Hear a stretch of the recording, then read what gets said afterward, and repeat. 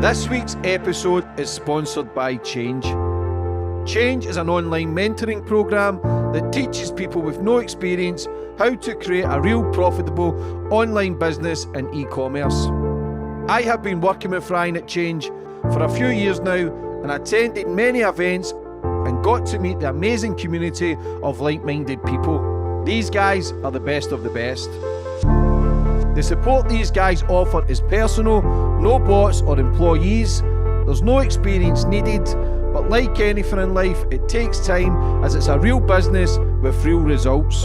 For more information, go check out Ryan on Instagram at RyanJB, and he will guide you through the steps to help build a successful business.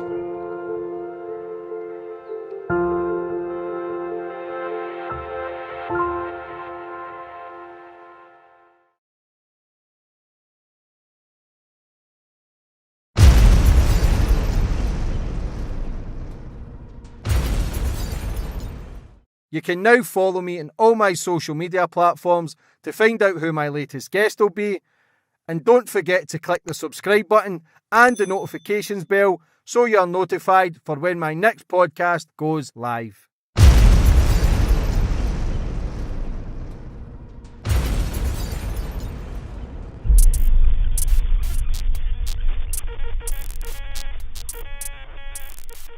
And boom, we're on. And today's guest, we've got Heng. Yes. Is that correct? Master Heng? That's fine. Thank you very much. Yes. How are you, my brother? Good. Good to see you. This is the kind of conversations I love about life, about just so many different topics. And I've watched some of your stuff where it's very enlightening. It's very fresh. A lot of people can resonate with it, especially today's society where a lot of people do struggle. But before we get into everything, first and foremost, I just want to thank you for coming on the show.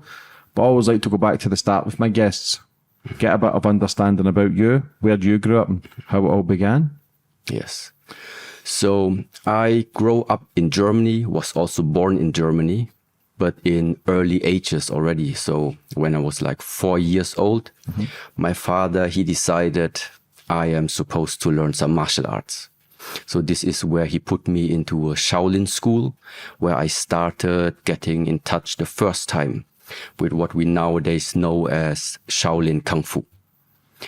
And on the way of growing up, meaning also going through the German school system, also studying, doing all of these things. But my passion has always been doing something with the body. So, which means I didn't really like to study too much books or anything. I preferred to spend my time outside.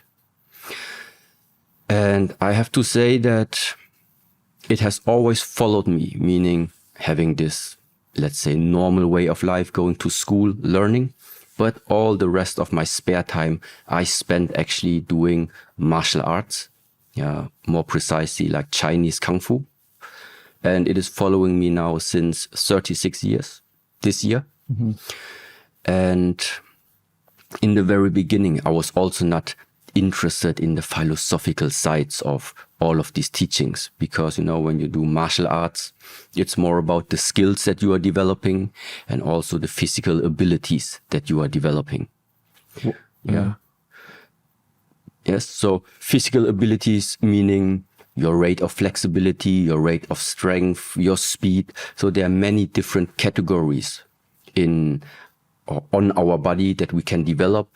This was my primary, let's say, focus. But along the way of always staying with this type of practice, I also realized that the state of mind, the way how when you walk out on the street, when you're surrounded by a huge crowd, or when some stressful situations come up, it's also changing something about yourself on the inside. So, and this was the point where I also realized, let's say, that the way how I, let's say, perceived the things around me was thanks to all the physical practices that I did before. And what we nowadays, let's say from the modern science, know is that there are so-called psychosomatic issues, psychosomatic problems. Meaning the way, if you have a trauma, if you are cultivating something inside of yourself, you keep it for too long time, you suppress it, you suppress your emotions, you suppress your feelings. All of this can lead to the fact that maybe your physical body is starting to show some signs of, some signs of conflict, some signs of sickness, or some signs of not feeling well. And so the key point, and why I'm also trying now since almost 10 years or even longer, what I try to bring a little bit out to the people is that idea. In the moment where we take more care, more conscious care of our own body, we can at the same time simultaneously also access what we humans nowadays call our mind, our thoughts, our emotions, our feeling, meaning this inside world. Inside world, meaning it is right now, even if you're sitting right opposite of me, I can see your body. I can see the reactions of your body, all of this. What I cannot see is what is going on in your inside world right now. Internal? Yes. Yes. Why do you think so many people are struggling? Because they don't look after themselves? Because, you know, the Western society, especially Scotland, England, Ireland, Wales, it's a lot of drinks, it's a lot of drugs, it's a lot of overindulging in food, a lot of toxic stuff. I was part of that for many, many years. Thankfully, I'm free of it. I still overeat sometimes, which I know is a poison. Why do you think, as a human being, we know it's wrong, but yet we still do it? Okay. On the one side, I think it is culturally related. So, of course, depending on in which nation, in which country we are growing up, of course, you are influenced by the way how our parents are teaching us, by the kindergarten, by the teachers, by the government. All of this, of course, is influencing us. Just along this journey, along yourself as a human walking this way, the question is, if you are sometimes starting to actually observe yourself. Observing yourself means that in our tradition, we say there are no coincidences. In our tradition, what we in the traditional language speak about is, it's called karma. Many people maybe heard this word already, but karma just means if you want one day to have an orange tree somewhere in the past, you must plant the seed for that orange tree to grow. If you want an apple tree, you need to plant the apple seed. In this world, it just doesn't happen that we are planting apple seed and get orange tree. This is not happening.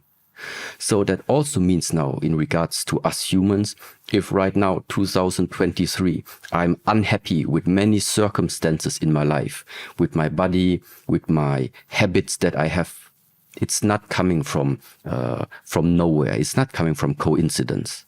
It is coming from all of the things that I have done in the past.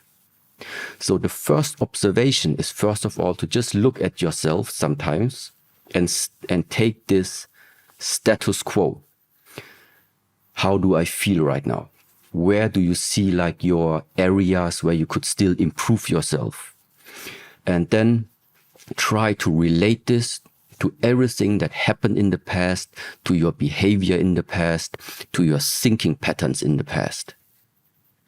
And just based on this type of observing yourself, taking a moment and watch yourself. What are you talking? What are you thinking? What are you saying? How are you behaving? Just based on that. Normally, if you watch carefully enough, you will already start to build up a connection between the past and who you are right now. So you start to actually realize that you are exactly where you have to be right now. It couldn't have been different regarding the past that you have. It couldn't be any different. The good news right now is the future is not here yet. But what is the logical consequence? Let's say it like this. The past brought you to the present.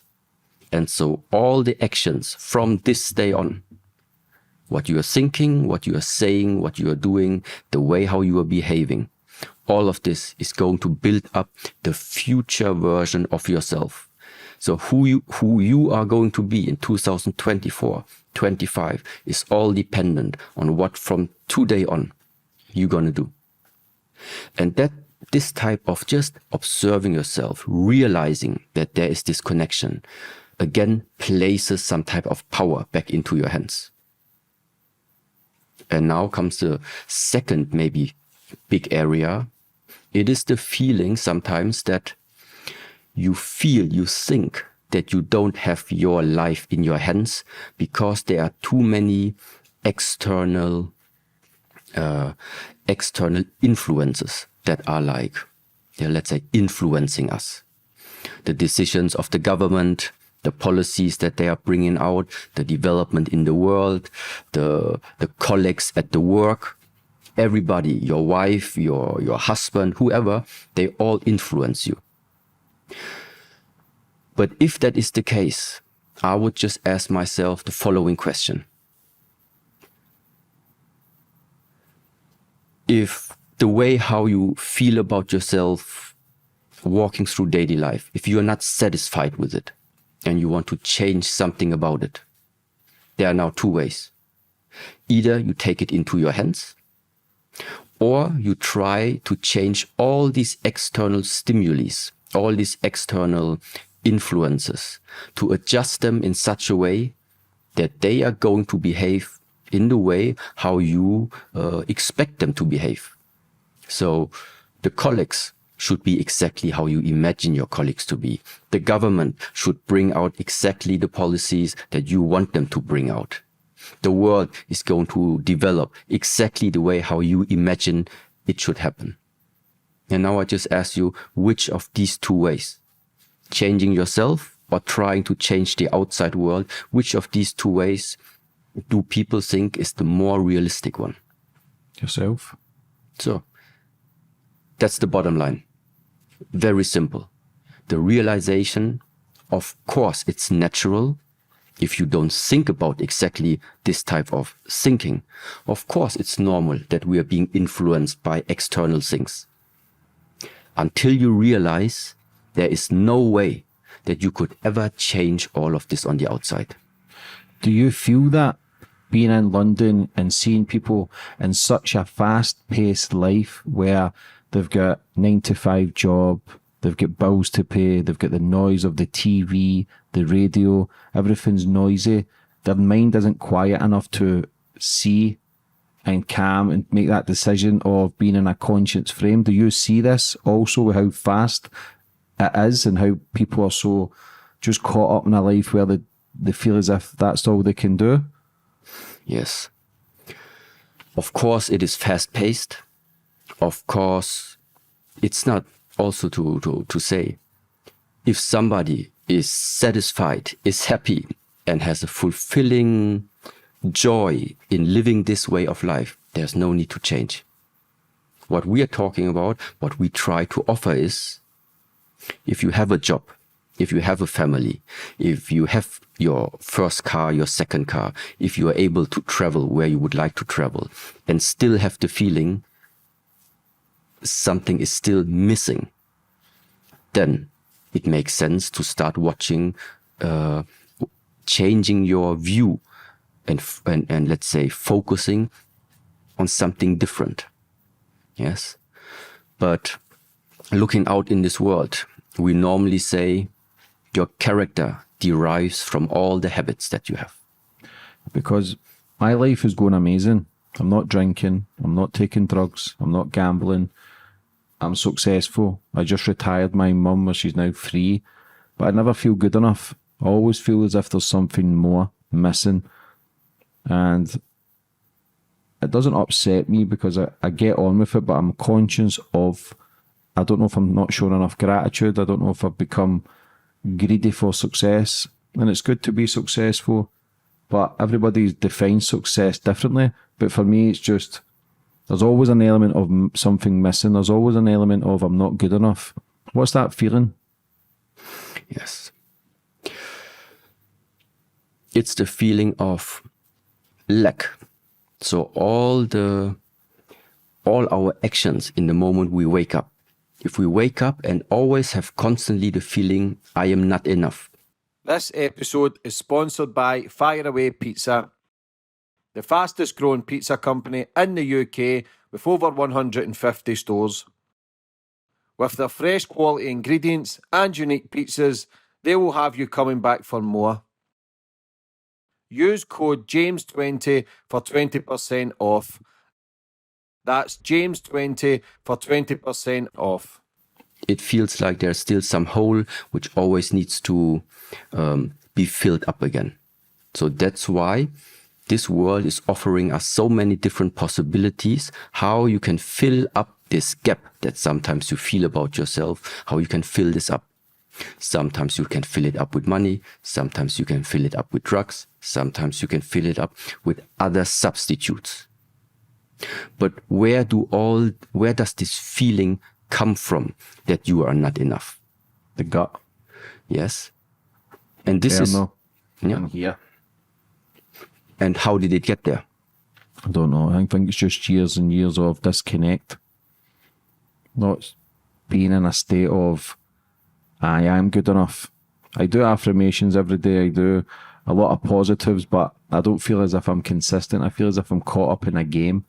I'd like to think I'm in tune with life. I'd like to think I have good intuition. Obviously, there's levels to it, especially a master like yourself, but I'm not silly either. I know when there's something not right. I know I should be working more, but the temptation of overindulging it's always there. And I've found the strength to cut a lot of negatives in my life. I believe the most important one is controlling what you eat. And I believe that's the one where I struggle the most. And I feel when I eat, that's my comfort. That's when it's like pleasure. Well, obviously the brain, it can be pleasure in the mind, but it's a vice that I want to get over and give my best to the world, because I know then I can lead a better life for not just myself but the people around me. I'm not sure about the school system here in the UK, but at least in Germany, when I was going to school, it was still like this. First grade until fourth grade is elementary school. And then actually already in the fourth grade, the classes are being separated based on the grading, meaning some are able to go to, let's say we call it like, let's say gymnasium, one of them can go there and the other ones need to go to like I don't know how to call it, the average normal schools. Yeah. So there's already some type of separation happening based on the grading. The grading based on all the different subjects that nowadays existing. But just for example, in all of the school system, if there would be a child sitting inside of there, who maybe in the future would be a person who is able to really, really well communicate and doing, let's say, podcasts like this. This is going to be his future profession. Where is this going to be recognized in the actual school system that is based, for example, really on the grading of mathematics, physics, biology, sport? So what I'm talking about is that in the way how I see the things, there are preferred selections already taking place very, very early in age already in the society where we grow up. Meaning that this separation is also meaning you are good enough, you can proceed, you are not so good, you go to the lower grading schools. So this separation between good and bad already takes place very early in age. And this is where I, for example, think all of this feeling you are never enough comes from, because 1 to 4, your grades must be good. Yeah, then it's not ending. 5th grade until 13th grade, your grades must be good. Because if you want to study something, let's say specific, Your numerus clausus has to be very, very good, for example. Even in the university, even if you're already going there, still there are the good alumni and there are the ones who passed but with not so good grades. So a lot of separation is taking place, always somehow displaying you subconsciously. You could have been better. I was always shit at school. Yeah. So see, and all of this together, I think, is one reason why it is embedded in the mind, especially of the ones here in Western Europe growing up. But is that not why the system is there, to make people feel like this? Because you look at the schooling system, you're not talking about love, you're not talking about money management, relationships. There's very limited exercise, cold water therapy, meditation, yoga. It's just the system, for me, is a flawed system. It's not working. People are struggling. They're at an all-time high, and it comes from birth. From the day you're born, girls are given birth on their back, artificial lights. Some are given vaccines. Kids are coming out drugged up. They're cutting the umbilical cord, which is full of stem cells. It's full of nutrients. The placenta is full of nutrients. And from the day we're born, we're given a name, a religion, a sports team to support. Everything is labelled. And for me, if you actually go right back to the very start, everything's kind of backwards then. Do you see how that then affects people later on in years? So it's absolutely not my aim, for example, to criticize the system or anything like this. Mm-hmm. The only thing I see is the system how it is, the system how it was. It brings out some consequences. One of these consequences is very intensively the feeling of many people not being enough. And so if there is a place to change this, so how do I get rid of this hole that constantly needs to be filled up? That is the main question. And there, I would say, it's the mental direction, it's the mental state. So where do I need to change it? It's in the mind. It's in the way how I look at the world. If you only look at the world based on the system that you have been raised up, of course you are then part of the system, but it's only one out of many, many systems that are existing in this world. So starting to expand the mind, starting to also look at other people, how are they living the life? That maybe opens up now suddenly another perspective that, there is something beyond having good grades.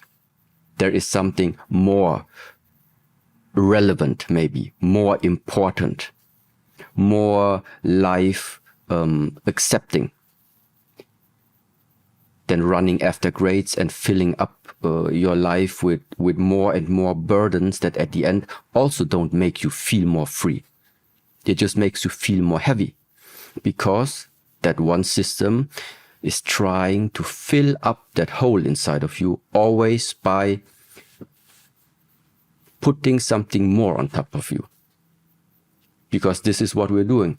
In the beginning, we don't have money. We work until we have the first amount of money. Then you have it.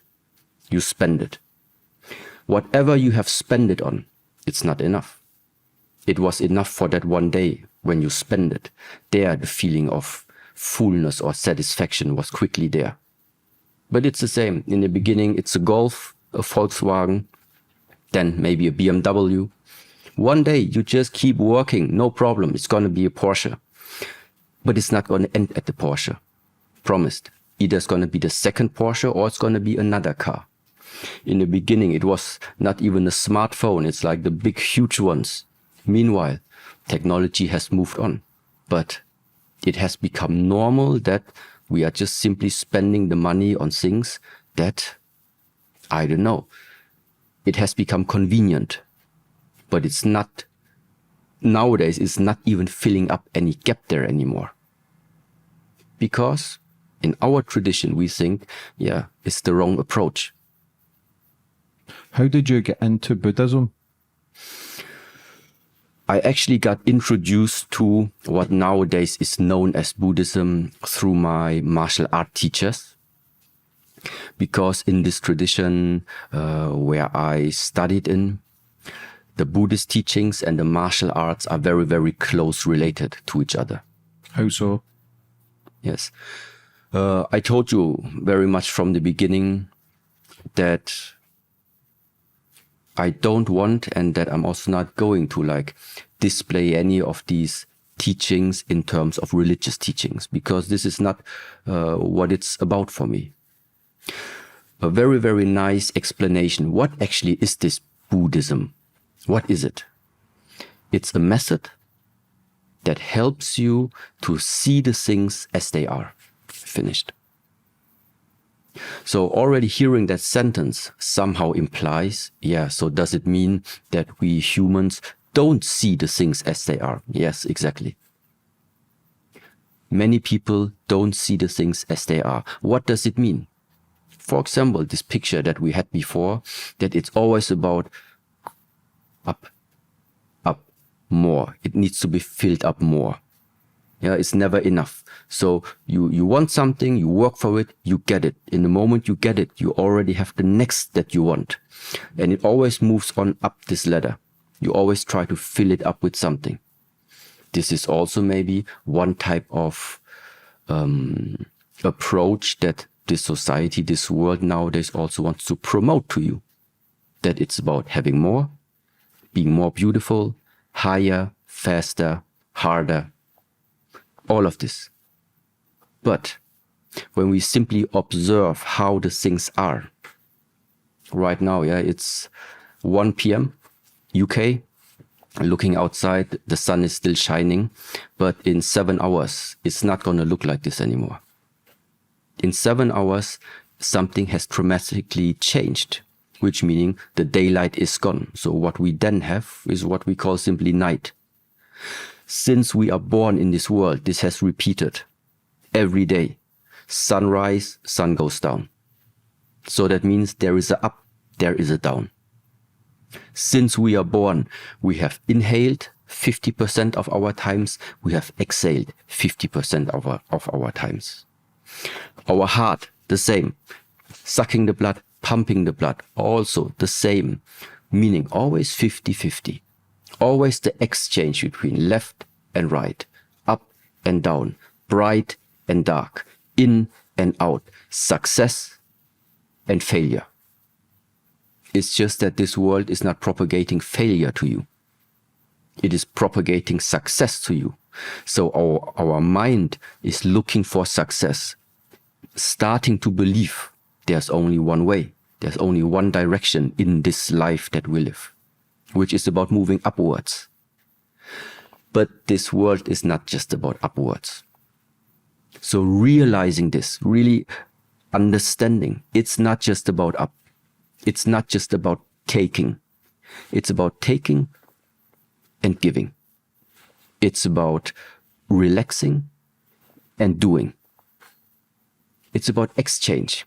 It's about constant exchange with you, your peers, with people around you, with the world. It's about exchange, because exchange means there is a change. There's constantly happening some transformation. And this is what out there, this is what everything is built upon. What's your daily routine like? Yes. So in the monastery, for example, there is a very fixed structure, which means around 6 o'clock in summertime, waking up. 7 o'clock then we have so-called meditation practices. 8 o'clock is breakfast time. Then 9 until 11 we have the first martial art training, a 2-hour session, followed up by 2 hours of working time, which means we are a community on a quite large area where we need to do all different type of work, cleaning work, kitchen work, all of these things, office work as well. So at 1 o'clock we have lunch. After lunch it's break time until 3 p.m. and 3 until 5 p.m. another 2 hours training time. Then 6 p.m. dinner and 7 until 9 another evening practice. And at 9 o'clock normally is our daily ending ceremony. And so around 10 o'clock plus minus, we're able to go into bed. And this type of structure, when somebody stays in the monastery, is Monday till Saturday, 365 days, normally throughout the year. Yeah, but meanwhile, for example, that we are having so many different guests also internationally coming, sometimes it changes a little bit, but this is normally the main structure. And I think also for maybe your audience would be also interesting to think about this type of thought, that of course we are in the 21st century and freedom is something important. But there are two different types of freedom. The freedom that I wake up when I want to, that I eat when I want to, that I eat what I want to eat, that I go to work when I want to go to work. So I do the things when I'm in the mood to do them, and if I'm not in the mood, I don't do them. This is also a type of freedom, you could say. Yes, that is free. This is not the freedom when in our tradition we talk about. Because this daily structure that I just told you, that doesn't sound even like freedom. That more sounds like a voluntary prison that you are putting yourself in. And in a way, this is very right. Because from morning 6 o'clock until evening 9 p.m., there is no space for you yourself to decide, what am I supposed to do? Because the monastery, so the community where we are living in, we are saying what needs to be done. Yeah, this is one reason when somebody goes into such a community, why it's called community work. Because it's not your personal interest, first of all, that's in the foreground. It is the community that you are working on. So, what is it you practice? Number one, you practice to be selfless. You wake up and the time that you invest is not just about you. You are investing the time for the community. Everything, every hour is very strictly planned. And in the beginning, when people come into this type of structure, imagine, it's super, super difficult for people to cope with this.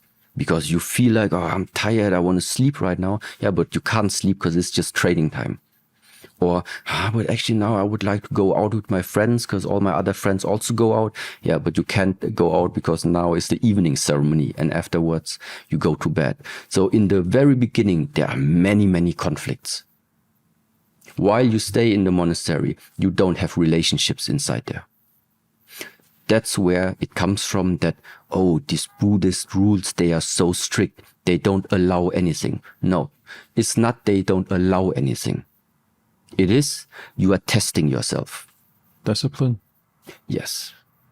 You are testing yourself. How much control can you have about your own mind? Because after some time, despite this very hard structure, suddenly you, even with this hard structure, you start suddenly to be okay with all of it.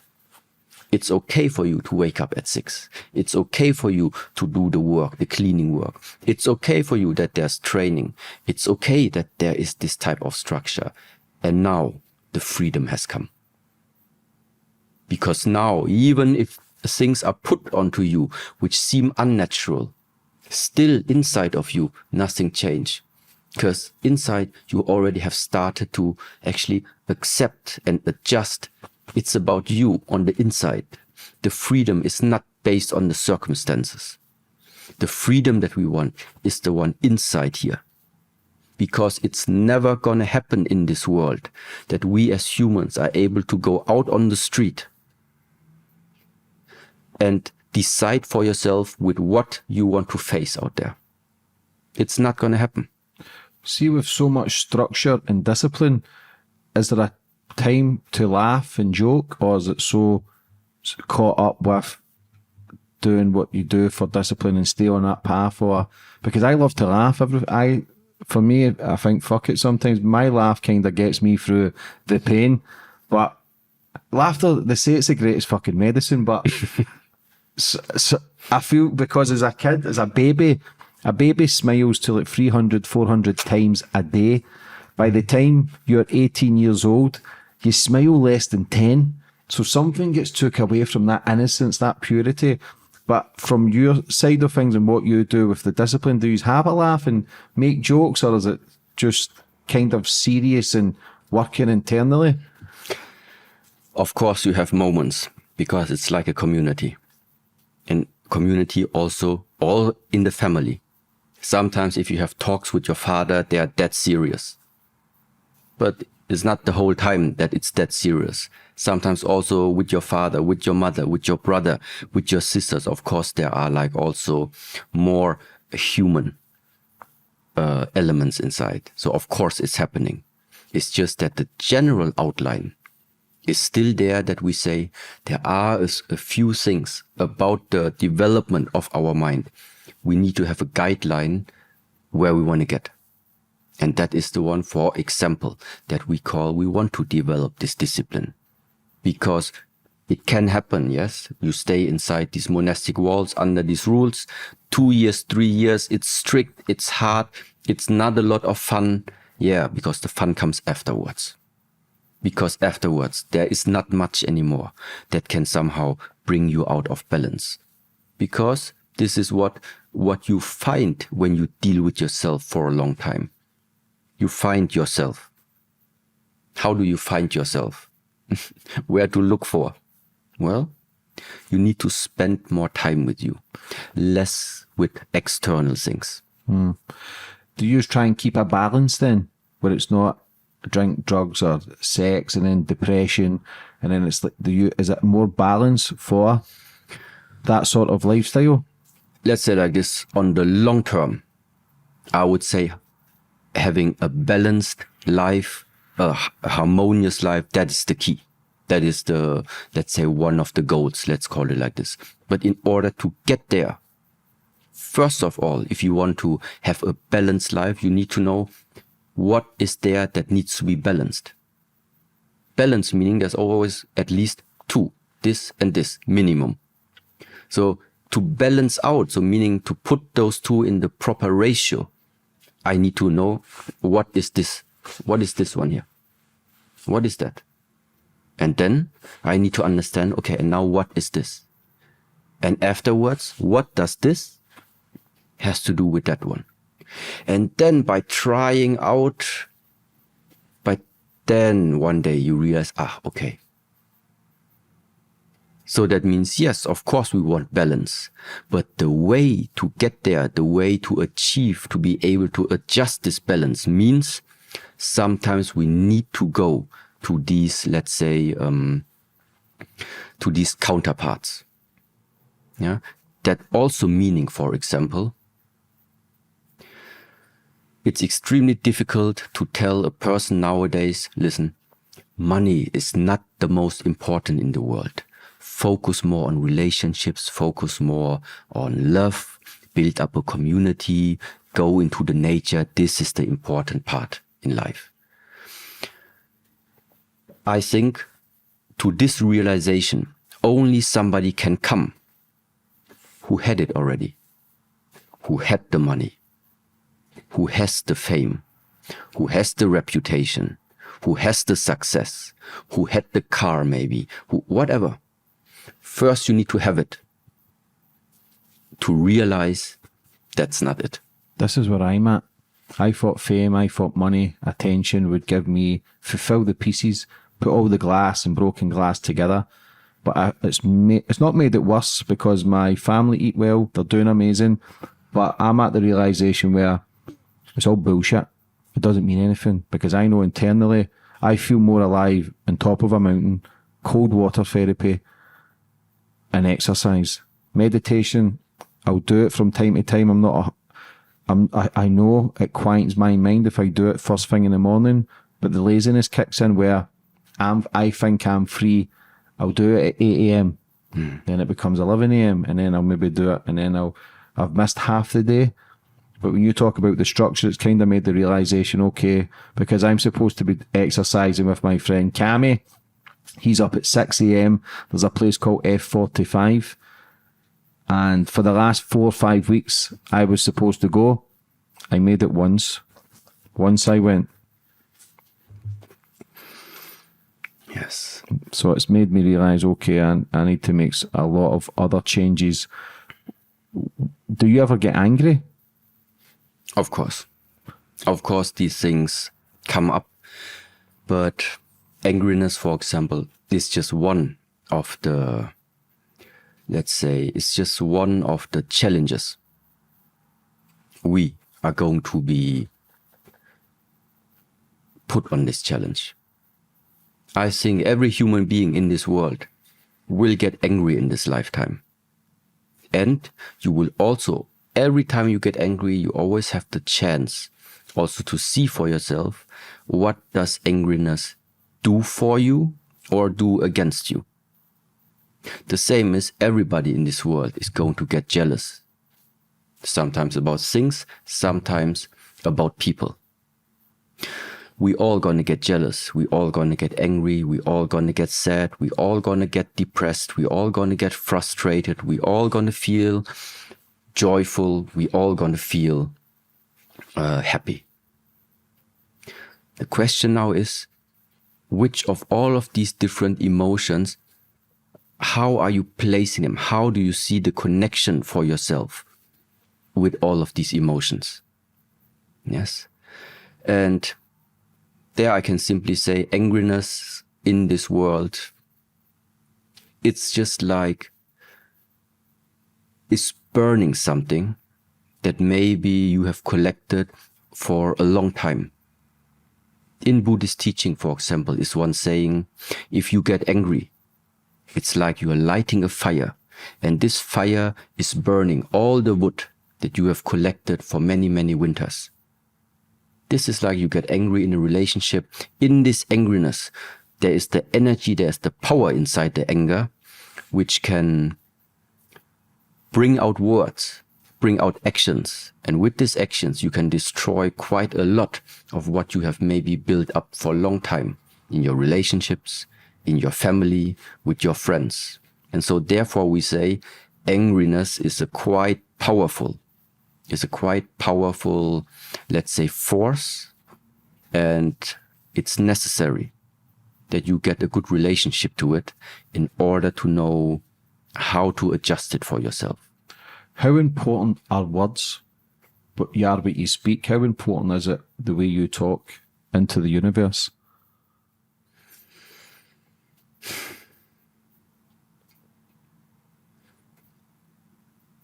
I have become very careful when I start speaking out or bringing out words, even if these words are only in the mind. Because once the words are out, it's very difficult to somehow take them back. It's like, for example, same like together with the example before, be careful if you talk to a friend or anything, just one insult, one wrong word in the wrong moment. Of course you can apologize, but it will never take back the spoken word. Your friend, your partner, they still remember. It's not in your hands anymore. So if you don't want that any word from you, because you spoke it, ever stays remaining in the world, you have to be careful what you bring out. You know, and this is not just now the part where words can fall back to you. It is also meaning, if you use it in the proper way, how you can also shape your own mindset. Because if you think about, I cannot do it. When somebody says, hey, why don't you make the driver license? Anyway, I cannot drive. I can't do it. I'm scared. I'm frustrated. I'm too nervous. If this is the words you speak out, this is what you think, well, this is what's going to happen, I think. Yeah, the law of attraction. Do you believe in energies and frequencies and auras? Everything's energy? It's not I believe in them. I know they are there. It's just from time to time, and in different traditions it's expressed with different words, with different terminologies. Some call it vibration, some call it frequency, some call it light, some call it darkness. They all fall in quite the same category, meaning, yes, there is something that needs to be adjusted, or something where you need to get in resonance with. See, is it a pine cone on top of? Because I have photos of like Buddhism, and I've read a lot of books. My mum's garden, it's like all Buddhism statues. As the Western way, we feel as if we're more connected because we have a few statues and stuff. But that's the way we are here. And see the pine cone. Is there a little pine cone? Is that anything to do with the pineal gland in the middle of the brain, where they say the pineal gland is the seat of the soul for the third eye? How correct is that? I cannot prove it to you, but my personal opinion is there is a strong connection, yes. Yeah. So, I mean, you look at many different cultures, you always find something which is pointing either at the number 3, either at something which is here. So the third eye, often sometimes called, even in the Buddhist teachings, you see there's always that one eye displayed. In the Egypt traditions, you see the eye of Horus. And so there are many signs, let's say, that would be too much of a coincidence, that I don't believe in. Yeah. In all of these different cultures. Because even the Egyptian times, there's the eye and the pineal gland, and it's powerful stuff when you go into it and try and understand it more. See, in the Buddhist teachings, why do you shave the head? So first of all, nowadays it has just become super practical. Practical in terms of I wake up in the morning, doesn't take like 5 minutes and I'm out of the bathroom again, because more or less I don't need to take care of which hairstyle I have, for example. In the past, traditionally wise, monasteries were built upon a community, meaning there are really many inhabitants inside the monastery. And if everybody would have to take care in the morning about the hygiene, first of all, it would cost a lot of time. Yes. And second of all, it's just very impractical also when we practice the martial arts. And for a symbolic meaning, like I said before, everybody is born with a worldly name. But when you enter into the monastic way of life, you take the order name. And this is also like the symbol. Cutting off the hair is like you're leaving the worldly life behind and start a different way of life. Yes, but nowadays for me, it has just become more practical. Yeah, I'm starting to lose my hair anyway, so I think I'll be there in the next couple of months. Because the Native Americans, I used to always feel a connection with them, and they used to grow their hair, and I think they believed it was connected to the central nervous system, where they could, don't know if it was, they had more heightened of being in danger. There was a story of they used to shave hair and grow hair, and it was something to do with the war, but they had their own beliefs, and it was mad how everybody in this world has different beliefs and different opinions. And for your own opinion, what do you think life is? It's such a deep question and weird question, but I've never really, I don't ask so many people, and all the people I've interviewed people from all walks of life, from homeless men to billionaires, porn stars, killers, drug lords, inspirational people. One thing I figured out is nobody knows what's going on. And that's why I always ask that question, because I don't know, I feel as if everybody's get they start on this planet pure, innocent, and then just life just takes them on different directions. And I guess maybe that's the way it should be. But for your own opinion, why do you think humans are actually here? First of all, I think it's a very personal statement that everybody needs to do for himself, meaning also it's similar. What's the sense of life? You give your life a sense. Before you start walking through the day with no sense of life, the easiest thing would be you give your life a sense, meaning you give yourself a purpose. Nobody can tell you, hey, this is not the sense of life. This is not the purpose of life. It's not about what other people say. It's about what makes you wake up in the morning liking to wake up, liking, or what is fueling yourself that you wake up. What are you looking forward to do? For some people it is, I like to express myself on the stage. I like to go and build on my cars. I like to express myself in playing the piano. Some people, I like to take care of animals. I like to write books in order to share knowledge with the world. It's all fine. If this is their purpose, if this is the mission you have put upon yourself, which is fueling you, this is one way where I think it's already better than having no direction. But at the same time also, like you also said, in the beginning, everything is white, everything is pure. And then things become serious. This is where also nowadays different teachings, different insights come from, calling, sometimes it's necessary to bring out the inner child, sometimes it's called. Bring out the joy, bring the lightfulness, the lightness back. Why is the lightness gone? Because life has become too heavy. Too heavy with possession,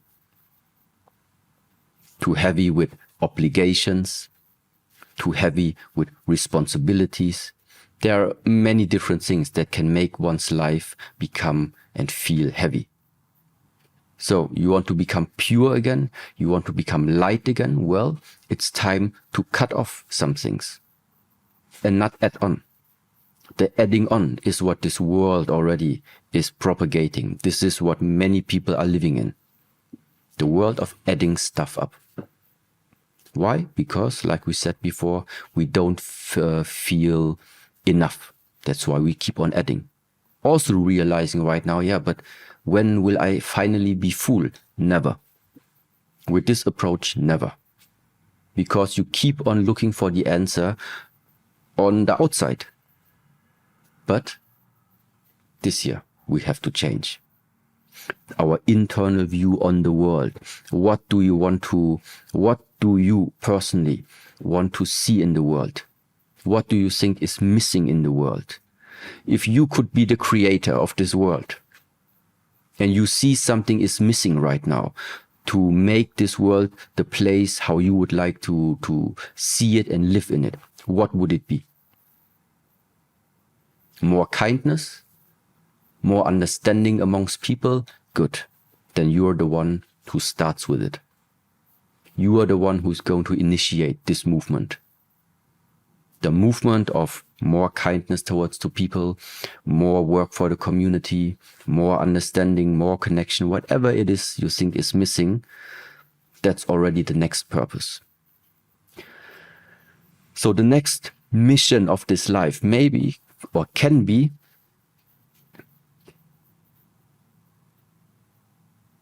it might be your job to create. It might be your privilege to create. Sometimes nowadays, people live this life, people have this body, people are able to speak, people are able to experience, but let's say they are still thinking about, committing suicide, for example. Happens. So you have an existence that has been given to you, yet you are not loving this existence, you are not appreciating this existence, you are the one who would like to end it. And then I just remind myself always again, how many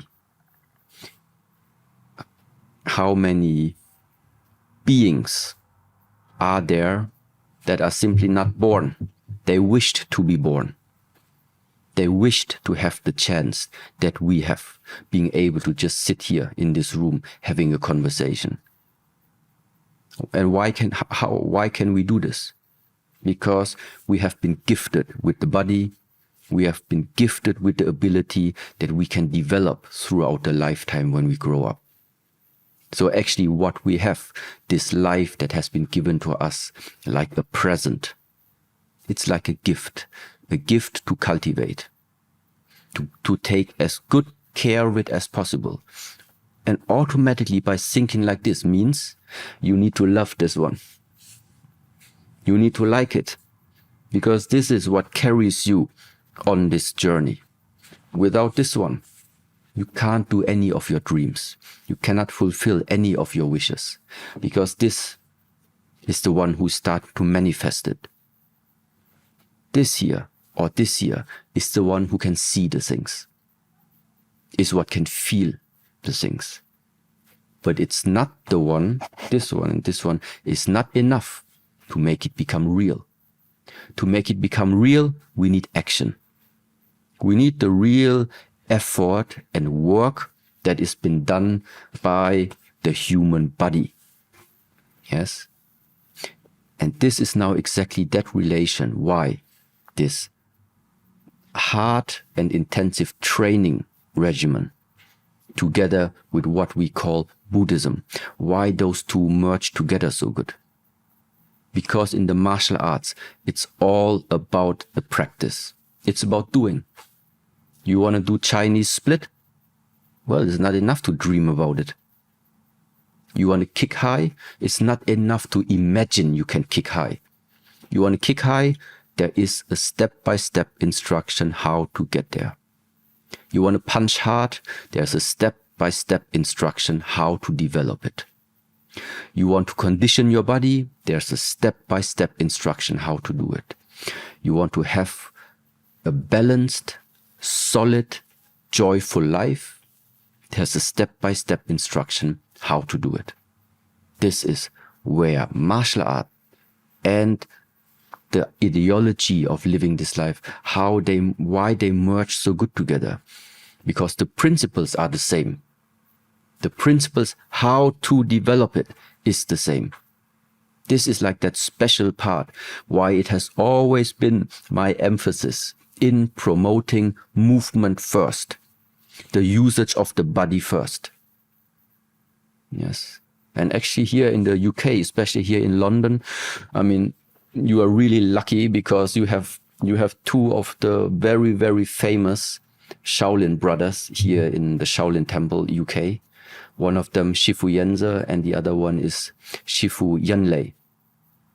They are being regarded my master uncles, and they have also been here now since many, many years, and are exactly trying to also offer this to the people. We want to change the mind. We want that our life becomes better. But how do we do it? We need the action. We need the practice. And that one starts with the body. Very simple like this. How important is it to write things down that you want to improve and you want to change? Because I was always, the last few years, they call it spelling for a reason, as if you're putting spells into the universe. But if you're writing positivity and writing goals, it's 60 or 70% more likely to happen. Is it that important for the Buddhism side of things as well? Do you believe in writing's a powerful tool for making change? This might not relate one-to-one from Buddhist tradition, so I wouldn't take it from there. But to get something from the mind, to get to the real world, needs manifestation. This is what, in my terms, is called manifestation. As long as it's still in the mind, it's not manifested. It's a dream, it's a vision that you have. But only I have it. If I keep it here, you don't even know about it. So the first manifestation is I can speak it out so that you hear it. So that means already one person knows about my vision, but still nothing has happened. The second state of manifestation is you put it down on paper. So manifestation meaning giving what is in here, giving it a form. This form can mean words. Words are a form, but it can also mean in written language. So write it down. It's also a form. Some people record, also one type of manifestation, but it's better if it's important for you to start with it. It's better to just keep it here, because in here things change. On the paper, once it's written down and you don't burn it, it stays. See, for the martial arts side of things, do you ever do one-on-one combat? Yes. And how is that for the teachings and love and peace? Is that for the, how does that work with the balance of one-on-one combat? Do you have that? For me, I always want to win. I will take my kids to go play bowling. I don't let them win. I know it's bad, but I was raised to always try and win and compete. And obviously I know everybody's teachings and beliefs are different, but when you do one-on-one combat, are you in your mind set out to win, or is it friendly, or how does it work? So when we do friendly sparring, of course, this is together with the training partners that are also since many years sometimes are already training with yourself. If you go to competition, sometimes you of course meet people you didn't train before with them, but still there are some rules. You also have the gloves on, you have the protection on.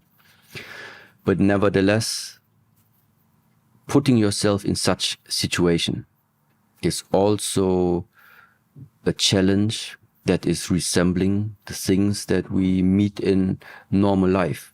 You cannot always choose with who you are dealing with. So to test yourself if everything that you have learned is still working under pressure means you have to be put under pressure. Yeah. And one of my master uncles that I talked about before, he sometimes said, told me a very nice story, how he sees that, how does this combat, this fighting, this training how to fight, how does this help you with this idea of balance and harmony? It is because in the training hall, in the gym, when you do the hard workout, when you do the sparring, when you know how much you are able to sweat, how much pain you can take, how much pain you can give, because of this experience, it makes you feel calm to walk on the street. This is why you can stay balanced. This is why external stimuli don't shake you off too much. Because you have already experienced this way. How is it when your body and your mind is put between different, let's say, different extremes or into stressful situations? So the reason why to cultivate that strength, that discipline is that out here you can relax more. You don't need to be afraid. Walking sometimes alone in the dark through certain areas, there's no way to stay calm if you don't have some type of confidence inside of yourself. And so this is where it comes from. Yeah, we want the harmony, we want the balance, but how do you get it? Because you have put yourself before already, oftentimes to the test. If you have never witnessed, felt how is it to face somebody who also wants to hit you, then it's difficult. Then you can imagine in the mind how it is, but imagining is not the same like experiencing it. Yeah, we do boxing back home and sparring, and every time I'm scared, but every time after it I feel as if I've conquered something. I feel there's no feeling in the world that gives me the pleasure of sparring. I had a boxing fight 2 years ago, and the kid I was fighting, it was big, it was strong, he was the favourite, and they were talking about how old I was and how fat I was, but what they wouldn't talk about was how fucked up I am out here. And I win, and ever since I've always done it, because the watches and the success and the podcast and the money, it doesn't give me the feeling of combat. It doesn't give me the feeling of shaking someone's hand and feeling as if I've overcame a fear that I've had for many years. I was always loud. I was always a showman, but that's because I was so scared. I was so broken. I was so much in pain. And the more I'm realising life and try to understand it a bit more, I don't know if I'll truly ever have all the answers, but we can only try. We learn from the mistakes, I think. Some do. But life is just it's an amazing journey as well, if we can find that balance. See, when you're going and you're doing your combat and the feeling after it, when are you at your happiest? Or is it always a state of calm? Do you ever get urges of happy? Afterwards, you mean? Like combat or working out or meditation? When are you at your most blissful? Mostly after you know that you have put yourself, either your mind or your body, through some certain threshold. This is where I would say some type of satisfaction starts to rise. Meaning that some growth is starting to hit in, but because you have just challenged yourself before. In general, I would put it into all of these situations, which also refers to all different types of conditioning, stamina training. You can go run for a long time and be happy afterwards. So also when you're feeling really, really tired. So the body must be used, then I think it's a good guarantee that the mind will be at ease. How important is knowledge, reading books and understanding different philosophies and different minds? How important is knowledge for, I wouldn't say freedom, but to educate? They say knowledge is power, but how important is that for yourself to be reading and educating? Or is it only certain, do you only read about Buddhism or do you read about other things? So me personally, I mentioned oftentimes already, when I grew up, I was rarely reading. So I read what I had to read when my teacher told me to read something. Just recently, I started, let's say, if I'm interested in something, then I just do my own research and then start reading about it. But ultimately, I think this world is not missing knowledge, because you just go on our beloved search engine, Google. You ask Google anything, he knows everything. Yeah, so it means knowledge is available to everyone. The big problem is, how do you get knowledge to become practice? How do you use the knowledge really and integrate it into your daily life? This is the hard part. And therefore, in our tradition, we say knowledge means nothing without the willingness to put the knowledge into practice. This is the difficult part. People know drinking too much is not good. People know smoking too much is not good. People know what is proper to say, what is not proper to say. People know. Still, in some situations, it comes out. Still, people take certain things. Yeah, why is it? Because the knowledge was just not enough to change this willingness to put it into practice. And again, I always return back, because this is the main point. It's not the knowledge, it's not the theory, it's not about what we know, what we are supposed to do, what we can do, what we should do. No, it's about using the body, first of all, and express life through your body by movement. It's super strange, maybe. On the one side, we talk about sadness, all different types of emotions, about addictions, all of these things. Yeah, and my answer is, get to know your body better. How important is meditation? Meditation in terms of calming the mind is very important, because without this calmness of the mind, it's very likely that people will take just wrong decisions along this lifetime, let's say like this. So to put it really simple, in this bottle right now, you see it's like still we have clear water inside, which, let's say, resembles our mind. Now I can put yellow color in it, and then the water will look yellowish. I can put dirt in it and shake it, and then it's gonna look brownish. In all of these cases, I can boil the water, so with some heat. In all of these cases, if I would look through it, it would be impossible that I see your face clearly.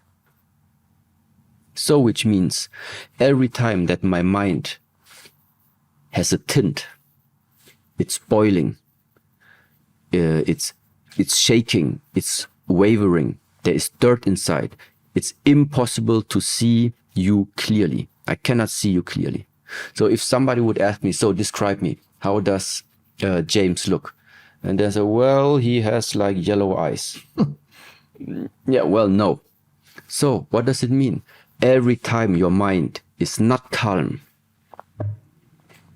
it's difficult to see how the things are.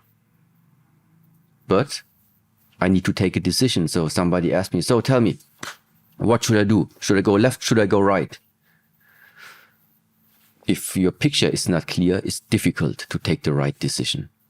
And what is it that this meditation practices many times do? The meditation practice is what helps you to practice that this calms down. If there's dirt inside, the dirt will sink down to the floor. It maybe is still down here, but this one, it will be clear again. If it was shaky before and you do meditation, the shaking becomes less. This is what, simply said, why we call it mind exercising, training the mind. Train the mind to do what? To be calm, to stay clear. And with this clarity now we take decisions. Yeah. What about silent meditation? That's the one I talk about. How long have you ever went without speaking? Normally we have like 3-day retreats or sometimes 7-day retreats. And sometimes through some special ceremonies can be 13 days also, for example.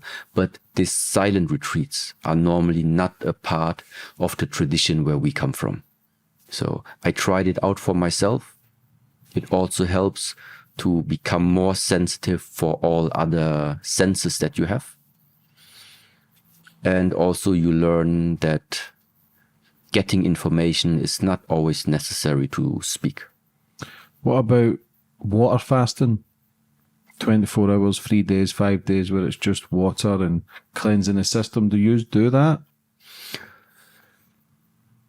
It's not an integral part within our tradition, but we have practitioners and also teachers that do it based on their own interests, let's say like this. What about sun gazing? Also not really. They say the sun's the main energy source, where it's where you get your nutrition. People I know in India look directly at the sun. Everything grown from the earth, fruit and veg, is because it's got the sun's energy. But it's just, I'm just open-minded to everything and everybody's, and I'm just trying to find a pattern that works for me. But I feel as if because I'm in this environment of creating podcasts and content, I feel as if I struggle to switch off, because the technology in my phone is a lot of information. There's a lot of, I can post something and it makes me feel good, even though it's false. And I'm aware of this. I'm not silly enough to not be aware of it. But why do you think we gravitate towards this fakery of life, and it makes us feel a little bit self-importance for a very short time? Why do you think as a human we gravitate towards the external stuff more? I think it's based on the level of your personal development. And sooner or later, if things repeat often enough, always with the same result, you will come up with your own conclusions. So for me personally, I really think this is just also like a challenge, personal challenge for yourself along this journey. Meaning you asked yourself, you already asked the question. I cannot answer it to you, but I'm very sure the answer is going to come to you. Yeah. What about afterlife? It's difficult for me to prove to anyone. Also, I think personal belief, personal opinion. But like I mentioned before, where there's left, there's right, where there's up, there's down, where's in is out. Now is day, later we have night, and in another 24 hours, it's day again. Meaning for me, what goes up goes down, and after it goes down, it comes up again. If I just expand this view on our lifetime, which is just a larger cycle, then what we maybe call life comes to an end, then starts what nobody knows more or less, afterlife. Yeah, and maybe after life comes life again. What sort of nutrition do you have? Because they talk about the gut-brain connection where you get your intuition and your gut feeling. I believe it's all connected, but do you eat clean nutrition, veg? Do you eat meat? What's your nutrition like? So our nutrition is mainly plant-based, but also because we are living in a community and are dependent sometimes also on donations. That means we actually use everything, sometimes from the supermarkets. If they cannot sell it, we still take it and use it for our community. So we cook and use all of the stuff that is being given to us. But mainly we try plant-based, yes. How many people are in your community? So we are around 12 to 15 people who constantly live inside our community, and on a regular basis we always have like guests coming to visit us. Yes. I'm coming. I'm coming, brother. Well, then prepare for the training. Prepare for the suffering. I think how could I go? Could I go? And for how long could I go? Yes. So one way what we normally organize throughout the whole year, it's called monastery on time. And monastery on time meaning you are arriving on a Monday and you stay inside our community until a Saturday. And within those 6 days, you also join all the training like I explained to you in the daily structure. Exactly this daily structure is what people then follow together with us along their 1 week stay. And that also means you have no mobile phone connection. You don't have Wi-Fi there normally. Plant-based food, a lot of training. You also have meditation, and you have a few, let's say, topics about, let's say, topics that are worth spending some time on from time to time. Could I do 1 month there? Theoretically, it's possible. Then this means that people are coming to our monastery as so-called disciples, but that means they at least stay for 1 year. So for the average visitor, let's say, it's normally two weeks is the maximum amount right now that people are able to stay. Would it be a possibility to make a documentary there, or is there no filming inside? Well, I think there are already plenty of documentaries and also different insights out on the social media, on YouTube, everywhere. But, I really think it's important that people start to realize that you have many places in the world that are able to open this door for you. It's not just our place. Like I mentioned before here in the UK, in London. That's why I oftentimes also love to travel back here just to visit my master uncles. The knowledge is here. The knowledge is here. You don't need to travel anywhere else. Don't need to travel to China. Don't need to go far. You have the knowledge here. You just need to really either find someone who is pushing you to put it into practice, or find somebody who can inspire you that you put it yourself into practice. But see, I believe I have the answers, but I don't know.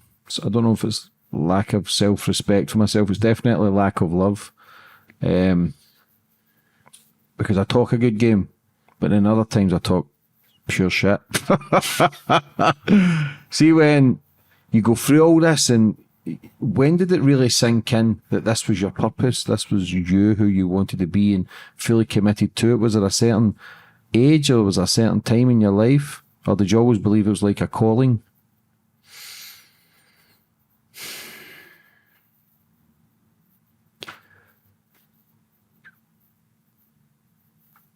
there was a time from age 4, let's say growing up, I don't know until when, where I actually thought, this is my decision I'm taking. I want to live this way of life. I am taking, let's say, it's my making. There was some time when I thought like this. Meanwhile, it has become, let's say, a mixture. Some circumstances, they had to be like this in order for me to, let's say, walk this path right now. But at the same time, I also realized that sometimes there was no choice. There was no choice for me than just ending up where I am right now. Which means I also, of course, feel for myself what are the strengths I have, what is it that I can do, and what is it also that I would like to, let's say, do with this lifetime. And the only thing that for me, with everything I can do, with the way how I grow up, think makes sense, is just what I'm doing right now. Do you ever get down or depressed? Does anybody who work with you and do what you do ever feel down, or are you just so conditioned and work so hard at understanding it and fixing it straight away? It has become less, I would say. It has become less. From time to time, of course, it's still existing. But meanwhile, it has never taken such an intensity that would bring me off by too long. Because meanwhile, I think I have a good sense how my energies are, let's say, established within myself. If I feel like the exhaustion's gonna come, I take proper action already. But that also means, like, very practically, sometimes I need to say no also. I used to be a person, if 360 days from 1 year are already planned, the rest of the 5 days, I still want to make full. So I couldn't say no, let's say, because I saw everything as an opportunity, as a chance. But this is also not a way, because you always pay with something. How does it work with your social media and you doing big talks and releasing a book? How does that work as well? Because obviously a lot of people think Buddhism and they just stay in huts and they meditate and do martial arts, but you're out here, and is that to promote the message and find some balance? How does all that work? Does anybody ever, is it frowned upon, or is it accepted? How does it work? Well, James, I think you are really lucky, because for sure you are going to be one of the last ones this year where I'm still going to have some talk, because I actually decided like half a year before already that I wanted to calm actually down a little bit when it comes to the social media exposure, because I have some collaborations before that we did some interviews, also did some podcasts that were, let's say, that were planned. What was in a way not planned was the fact that people started then to, let's say, cut out a section from your podcast and put their own music under it, and then upload it through their channel. So this led to the fact that now somehow it feels like I'm everywhere. Yes. Yeah. And it's not exactly what I was looking for. Mm. It's good to get the message out, but it also sometimes can raise the wrong conclusions. That's why I said, okay, I'm actually thinking to calm down a little bit, just make the podcasts and interviews I really want to do. I really feel like, okay, it's worth spending the time there. And yes. Yeah, because I love the teachings of Buddhism. I've always gravitated towards it. I also like the Native Americans as well, so I don't know if that's a contradiction, but I just like the nature belief. I like the working within, the meditation and connected to the earth and animals. I love animals, but because you're doing this conversation me and you're having right now will change lives for the better. So there's got to be some element of, I don't know, I believe you've got to have a purpose in life. I believe everybody's got a purpose, but it can be darkened down with all the bullshit. But do you ever feel like what you're doing is amazing, or do you question your life choices? No. Until now, I never really questioned anything that I've done in the past, meaning there is few until nothing I would really say I regret. This is something that for me, let's say personally, this is important to me. That's why I also explained before about being clear in the mind when you take decisions. Because I would never like to be a person one day being a little bit older in age, looking back and then starting to regret something. So that's why better in these moments, I take clear decisions, even if sometimes it takes a little bit longer. But better I take a clear decision and then I can stand completely behind it. Even if it goes wrong, but then it only means I still took my time to think about it. It went wrong. Okay, what else should I have done? In the time it happened, it was like this. So that means no regrets is something what I think is really important. And it's also not really that I think it's amazing or what I'm sharing out. It really just started, like I said, I'm coming from the area of martial arts. I'm just practicing martial arts.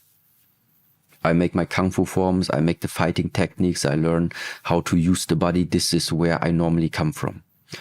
It's just then, one day, some people ask me, yeah, but somehow the way how you're punching looks different than the way how other people punching, or the way how you move looks different. How do you move? So, and then I just try to explain what I feel when I move. And there I realized that people start to understand or can put something better into practice when I can sometimes support it with some ideas that I can shape with my words to help them. Yeah. So in the sense of, look, everything is connected. So if you feel like your body, your arm, your forearm, your shoulder, your chest, if all is connected like one muscle, that means try to use the body like one muscle and stop using the body only like with separated muscle groups, like just stretching or your triceps. Use the body, everything as one unit. So, and then already starts the way how you move, everything moves. If one thing moves, everything moves. To flow? People call it differently, yes, yeah. And this is where I realized, okay, people sometimes need the talking to get to the practice, the proper practice. And that's the only reason why I started answering so many different questions in the past.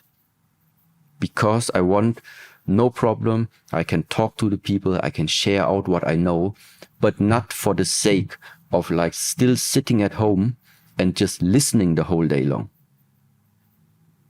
I would like that still the practice is in the foreground, because the practice is what gives you experience. And this experience is what then afterwards we call is able to transform into wisdom. How important is failure in life? Because a lot of people fail and they never go back to try and progress or make changes. A lot of people now, it's one or two failures and they're done. But how important is it for having an enlightened life and learning from it? Also here, I think are two directions. You can have the first failure, stay stubborn, and then you have the second failure. You still stay stubborn, you have the third one. You can stay stubborn and you will have the 20th failure.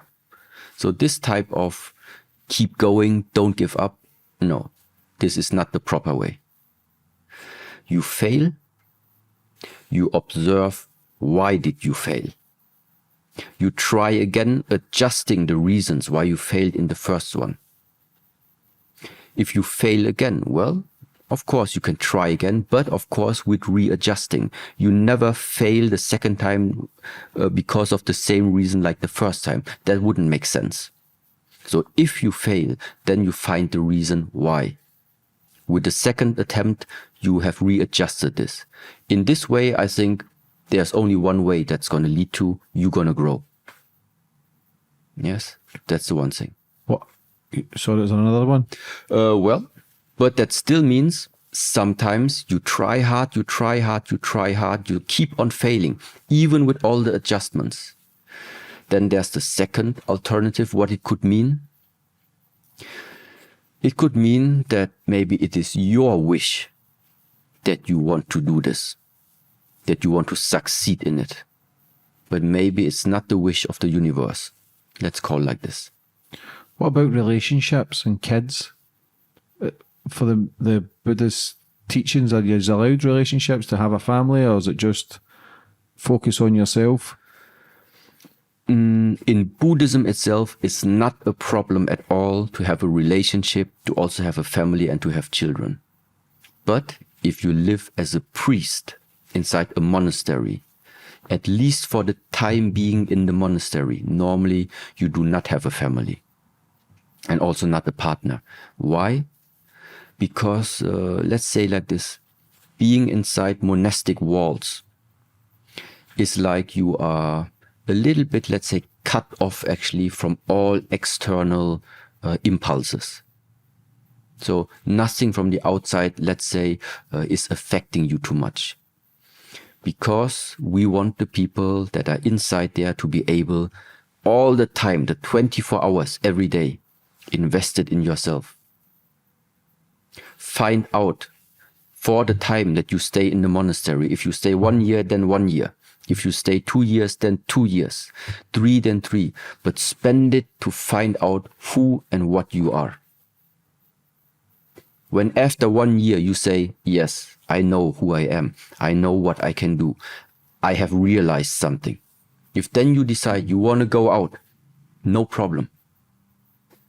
But this is the whole point. Before we go out in the world and share something with the world, if I want to go out and share peace with the world, how can you share something that you don't have? How can you teach, share something to stay calm if I can't stay calm. I cannot stay calm, but I go out, teach people how to stay calm. How is that supposed to work? If you are not in balance, how you want to tell the people to be in balance? If you don't know who you are, how you want to tell other people who they are?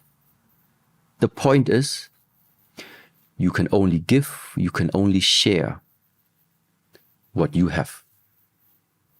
And this is the time in these closed, holy space that you are cultivating for yourself. So it's like the investment for yourself for 2 years, 3 years. You want to invest it in yourself to get insights about yourself. And then you're free to go out in the world and share your insights. How important is rest? Like how many hours of sleep? And because you see motivational speakers are telling people to work 3 days without eating and to be successful. But for me, it's all bullshit, because rest, in my own opinion, is just as important. How important is rest for your opinion, and how much rest do you actually get sleep-wise? It very much depends on my schedule. Because, for example, that's why actually, to be honest, that's why I wrote you, if we can like meet a little bit earlier, because I'm awake right now since 3 o'clock in the morning, coming from Germany and then just staying awake to directly come here. So this sometimes, of course, brings me out of balance, but therefore I know once I'm back in the monastery, so I take care again that I go into my structure. So yes. Can you sleep anytime? It's not so easy because, of course, our body adjusts itself. So therefore, it's also quite interesting. Our body can learn something and also can unlearn things by making it become a habit. So if I want to start conditioning my body to wake up earlier, I make it step by step. Always at the same time I go to bed, so that my body starts to remember. And sometimes I just even know that even if you don't put up the alarm, sometimes automatically right time you're awake. And this is how the usage of habit or the usage of conditioning can be made useful, yes, for our daily life. What's the main teachings for Buddhism for people who don't know and people who's maybe going, do you know what, I actually love those beliefs of structure and consistency and trying to calm the mind? What's the main teachings for Buddhism? There is so much information about Buddhism out there that if somebody's interested, I would really say to just look for what are the Buddhist teachings. The way how I normally like to share it is, first of all, you don't need to change anything about what you're believing right now. If you are right now Christian already, is no problem at all. You can stay Christian and still start learning about, okay, what are they saying in Buddhism? And some of the main teachings are, for example, the so-called the Four Noble Truths. This is when you start, okay, what is Buddhism? It starts with the Four Noble Truths. And just quickly to mention them, the first one is the life, the existence that we are living is connected with suffering. So now you can, this is the one of the core sentences. And now you have time to think about the existence, the life that we are living in is consisting of suffering. If you say no, it's not true, well, then you don't need to follow Buddhism. Then over here already the journey ends. Life is consisting of suffering. If you say, okay, sometimes I have happy moments, sometimes I have sad moments, but for sure I have already lost some animals, I already lost some family members, there was some suffering, my girlfriend left me, yes, I suffered. Yes, okay, I can agree suffering exists in this world. Okay, then you can already mark the noble truth number one as, okay, seems to be true. Second truth is this suffering has a reason. The reason comes from greed, hate, or ignorance. So the reason why we suffer is either because of greed, we want more than we need, of hate, we get something we don't want to have, or ignorance, or sometimes called not knowing, because we don't know the outcome of our actions. Out of these three things, all the suffering in the world is coming from.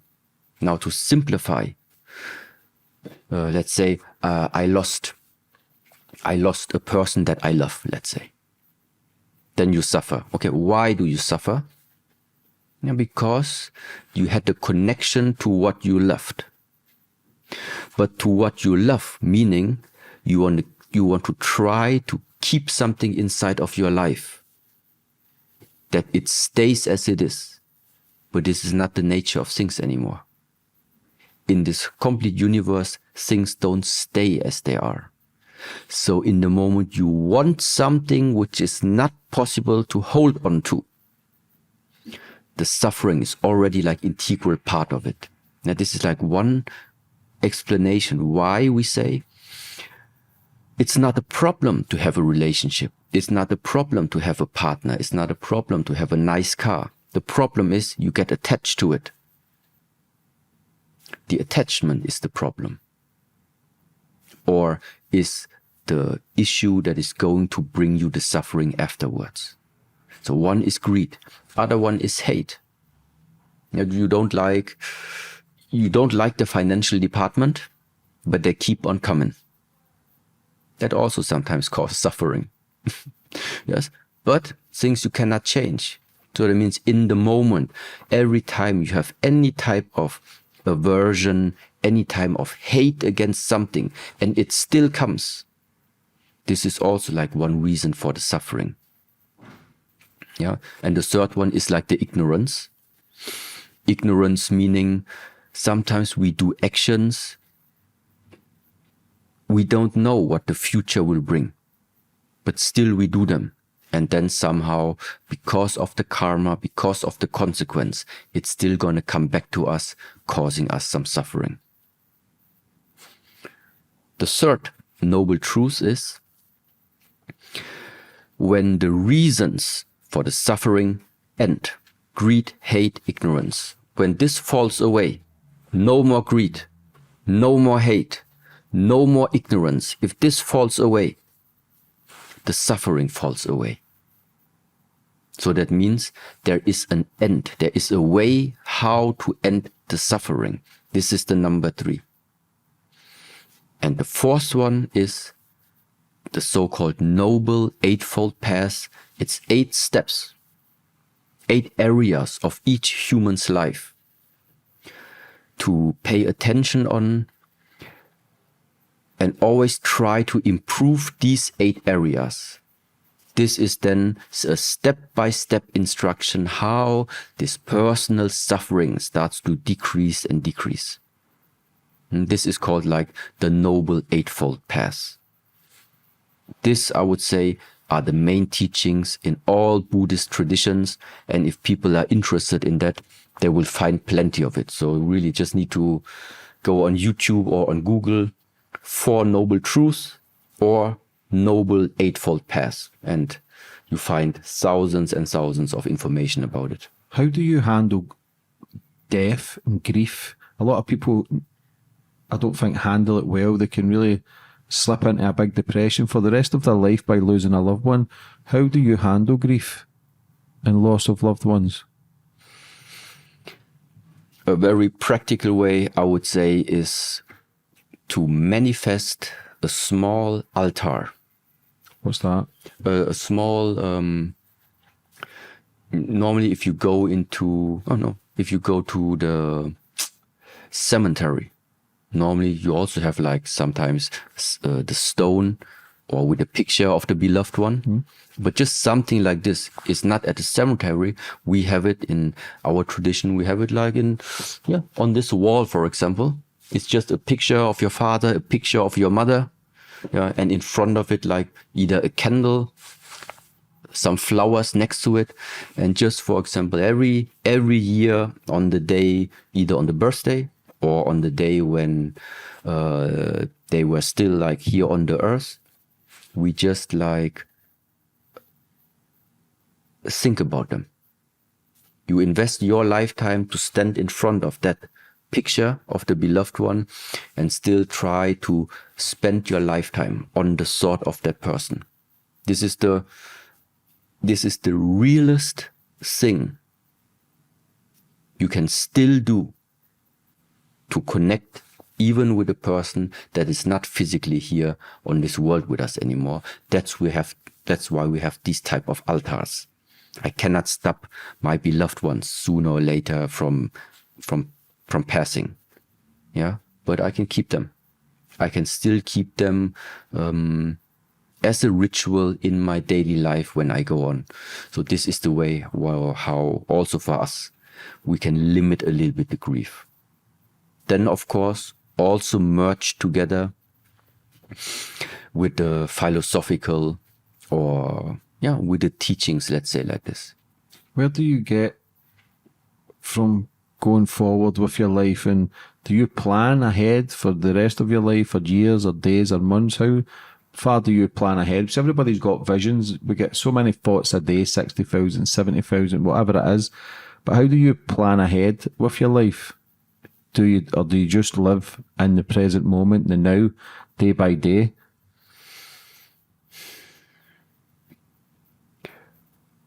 Meanwhile, for example, of course, there is a community which also started growing. So that means there is something to be taken care of. So that means, meanwhile, it's really not just about what you want or not just about what I want. Meanwhile, it's also about people that in a way you are also partly responsible for. So no matter what decision we are taking, I always take into consideration what is also connected with my personal decisions. So this is what I, of course, still keep in mind. But besides that,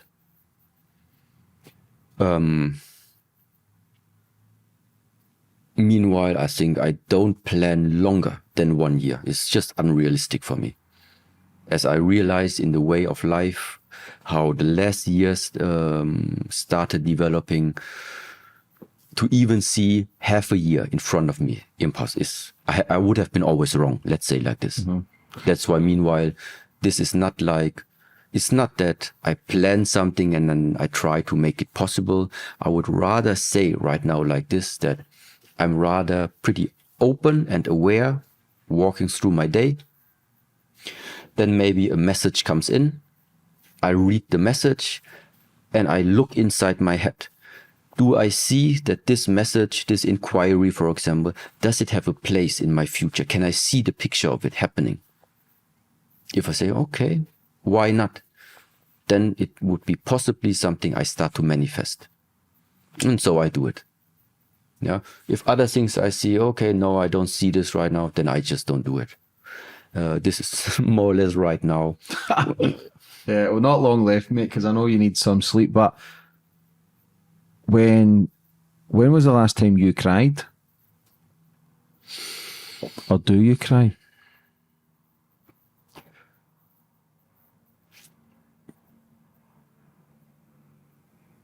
It happens from time to time.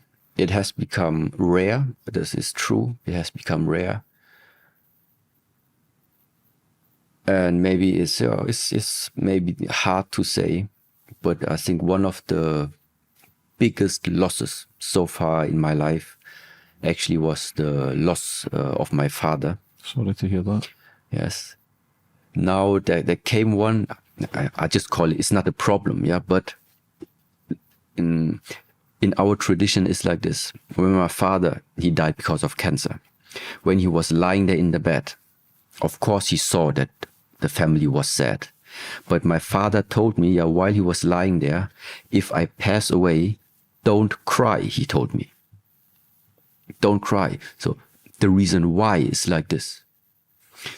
The way how we grow up, what we learn is, and what, let's say, we believe in, even when the body falls away, this is not the end. Let's say. People call it the spirit still remains, the ghost is still here, the soul is still here. I don't know what it is, but we have also something similar.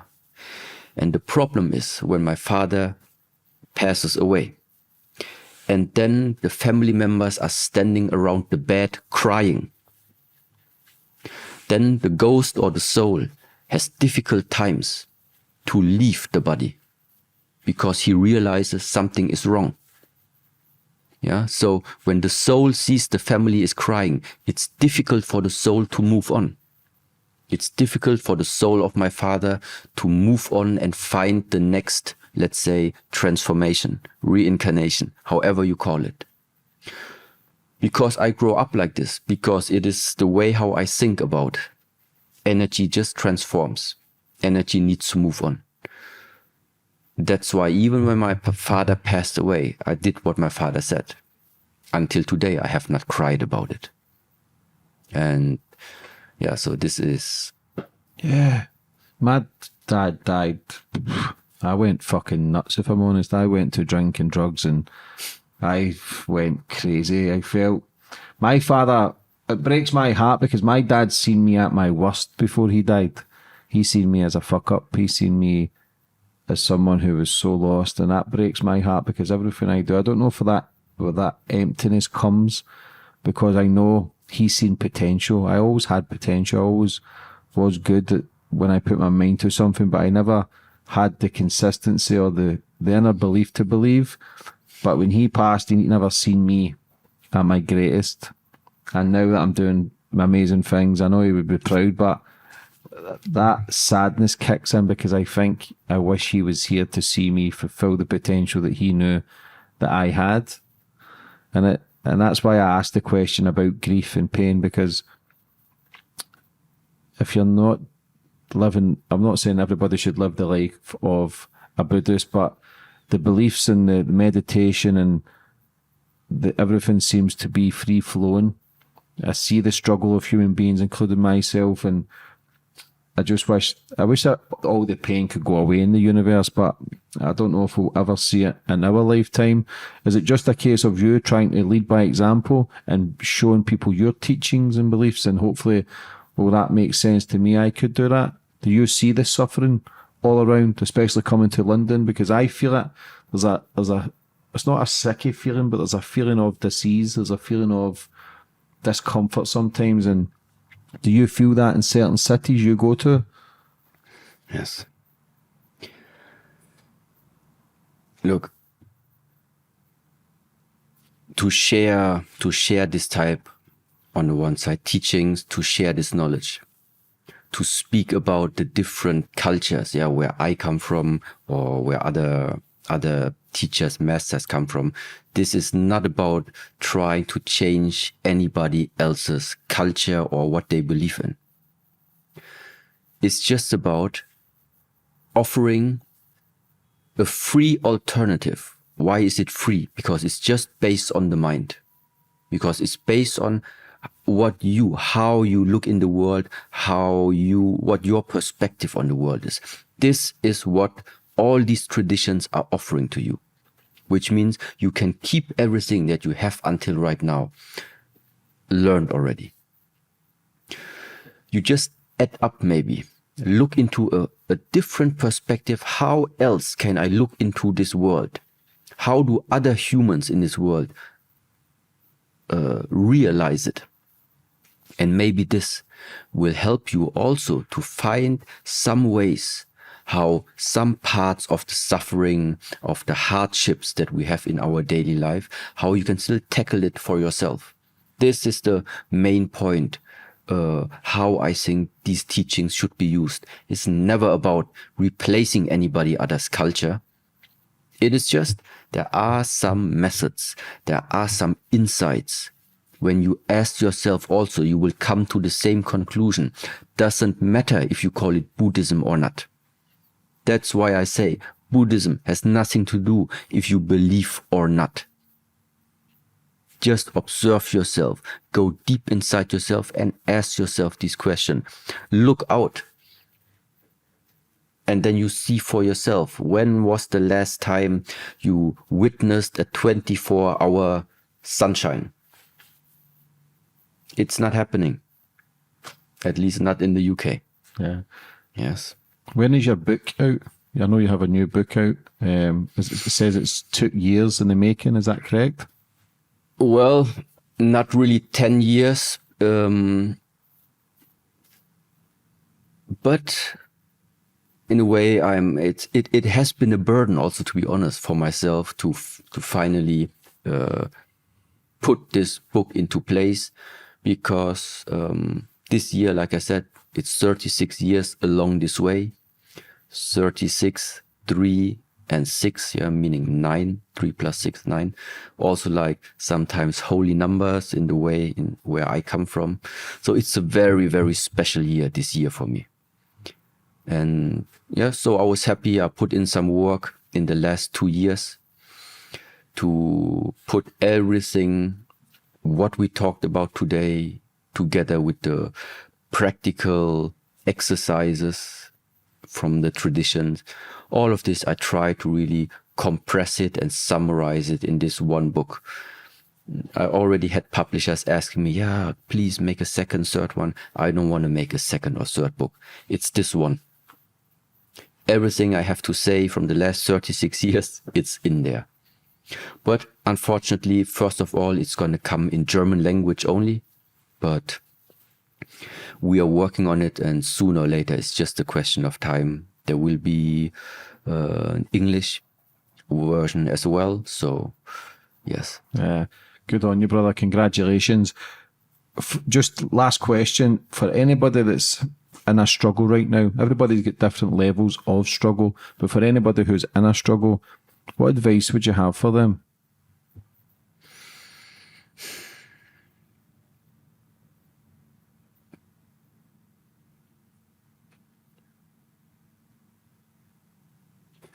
I would say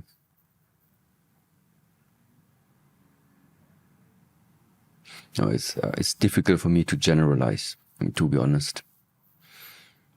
But